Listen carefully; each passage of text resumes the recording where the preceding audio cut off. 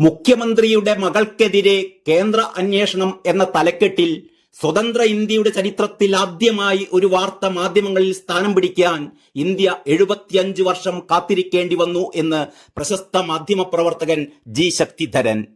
പുഴുത്തുനാറിയ കൈകൾ ഉയർത്തി മുഖ്യമന്ത്രി പറയുന്നത് കേട്ടില്ലേ, തന്റെ കൈകൾ ശുദ്ധമാണ് എന്ന്. ശുദ്ധം എന്ന പദത്തിന് മലയാള നിഘണ്ടുവിൽ എന്നു മുതലാണ് ഈ അർത്ഥം വന്നത്? മകൾ കമ്പനി തുടങ്ങിയത് ഭാര്യ വിരമിച്ചപ്പോൾ ലഭിച്ച പണം കൊണ്ടാണെന്ന്. ഈ മനുഷ്യൻ ഇത്രക്കും തറയാണോ? നാവെടുത്താൽ കള്ളമേ പറയൂ എന്നോ? മക്കളെയും ഇതേ അച്ചിൽ വാർത്തുവെച്ചിരിക്കുകയാണോ? ശക്തിധരൻ ഫേസ്ബുക്ക് കുറിപ്പിൽ ചോദിക്കുന്നു. CPM-ന്റെ ഏത് ഘടകമാണ് പോളിറ്റ് ബ്യൂറോ അംഗമായ പിണറായിയുടെ മകൾക്ക് ബിസിനസ്സിലേക്ക് പ്രവേശിക്കാൻ അനുമതി കൊടുത്തത്? എന്നാണ് ആ അനുമതി ലഭിച്ചത്? CPM എന്നാൽ ഏകശിലാരൂപത്തിലുള്ള ഒരു പാർട്ടിയല്ലേ? ആ പാർട്ടിയുടെ 3/4 നൂറ്റാണ്ട് നീണ്ട ചരിത്രത്തിലേക്ക് കാലത്തിന്റെ നിഴൽ കണ്ണാടി കാണിച്ചാൽ ഇതിഹാസ തുല്യമായ ഒരു ചരിത്രമാണ് ചുരുൾ നിവരുക. തെറ്റുകൾ ഏറെയുണ്ട് എങ്കിലും ഇന്ത്യ 1947-ൽ സ്വതന്ത്രയായി എന്ന് പറഞ്ഞത് ശരിയല്ലെന്ന് തെറ്റായി പഠിപ്പിച്ചിട്ടുണ്ട്. അത് യഥാർത്ഥ സ്വാതന്ത്ര്യമല്ല എന്ന് തെറ്റിദ്ധരിപ്പിച്ചിട്ടുമുണ്ട്.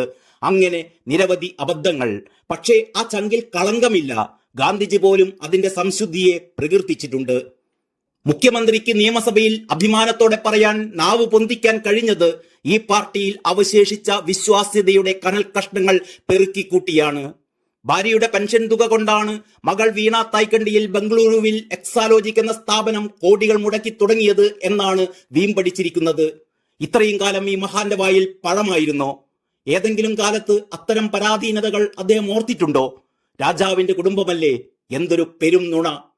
മാർക്സും എംഗൽസും ജീവിച്ചിരുന്ന കാലത്ത് തന്നെ എഴുതപ്പെട്ട ആ രേഖകൾ പിണറായി വിജയന്മാർ ഭാവിയിൽ തലപൊക്കിയേക്കുമെന്ന് കണ്ടുതന്നെ എഴുതപ്പെട്ടതാവുമോ? അത് കാലാകാലങ്ങളിൽ പരിഷ്കരിച്ചാണ് താത്വിക ആചാര്യനായ കെ ദാമോദരൻ മൂലധനം കൈകാര്യം ചെയ്യുന്നതിൽ കമ്മ്യൂണിസ്റ്റുകാർ പാലിക്കേണ്ട തത്വങ്ങളും വിദേശയാത്രകളിൽ കമ്മ്യൂണിസ്റ്റുകാർക്കുള്ള കൈപ്പുസ്തകത്തിനും മറ്റും രൂപം കൊടുത്തത്. താത്വിക ആചാര്യന്മാർ മാത്രമല്ല, സാധാരണ നേതാക്കൾ പോലും തങ്ങളുടെ വിദേശയാത്രകളെക്കുറിച്ചുള്ള അനുഭവങ്ങൾ വികാരവായ്പോടെ പുസ്തകങ്ങളിൽ പങ്കുവച്ചിട്ടുള്ളത് വായിക്കുമ്പോൾ ആരാണ് കോരിത്തരിച്ചു പോകാത്തത്? E.K. നായനാർ വിദേശയാത്രകളെക്കുറിച്ച് എഴുതിയിട്ടുള്ള ഓർമ്മക്കുറിപ്പുകൾ വായിക്കുമ്പോൾ കേരളത്തിന്റെ ഭരണസാരഥ്യം വഹിച്ചിരുന്നൊരു നേതാവ് ആദ്യത്തെ വിദേശയാത്ര പോകാൻ ദില്ലിയിലെ പാർട്ടി ഓഫീസിലെ ജീവനക്കാരനോട് എനിക്ക് കുറച്ച് പണം കടം തന്നാൽ മടങ്ങി വന്ന ശേഷം തിരിച്ചു തരാം എന്ന് പറയുമ്പോൾ ഒരു വെള്ളക്കടലാസ് മുന്നിലേക്ക് നീക്കിവെച്ചു കൊടുക്കുന്ന ഒരു രംഗമുണ്ട്. പോളിറ്റ് ബ്യൂറോ അംഗമായ നായനാരോട് UP-കാരനായ ആ ജീവനക്കാരൻ പറയുന്നത് ഇങ്ങനെയാണ്: സഖാവിന്റെ സ്വന്തം കൈപ്പടയിൽ ഒരപേക്ഷ എഴുതി പാർട്ടിക്ക് തരണം. അത് ഒപ്പിട്ട് കിട്ടിയാൽ സഖാവിന് ആവശ്യമുള്ള തുക ഡോളർ മാറ്റാനായി തരാം. അതേപോലെ ചെയ്തു. നായനാർ പണം വാങ്ങി.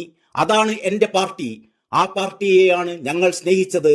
അതല്ലാതെ ചെങ്കൊടിയെ അപമാനിക്കുന്ന ഒരു നക്കിയുടെ പാർട്ടിയെയല്ല. ഇന്ന് നായനാരുടെ വിദേശയാത്രയുടെ പുസ്തകം കയ്യിലെടുത്താൽ അടുത്തെങ്ങാനും ഒരു തീപ്പെട്ടിക്കോലുണ്ടോ എന്ന് തിരയേണ്ടി വരും. അത് ഇനി ഒരു കമ്മ്യൂണിസ്റ്റുകാരനും വായിക്കാൻ പാടില്ല. വായിച്ചാൽ ഭ്രാന്ത് പിടിക്കും. ഇത്രയുമാണ് ശക്തിധരൻ എഴുതിയത്. News desk Kalakaumudi.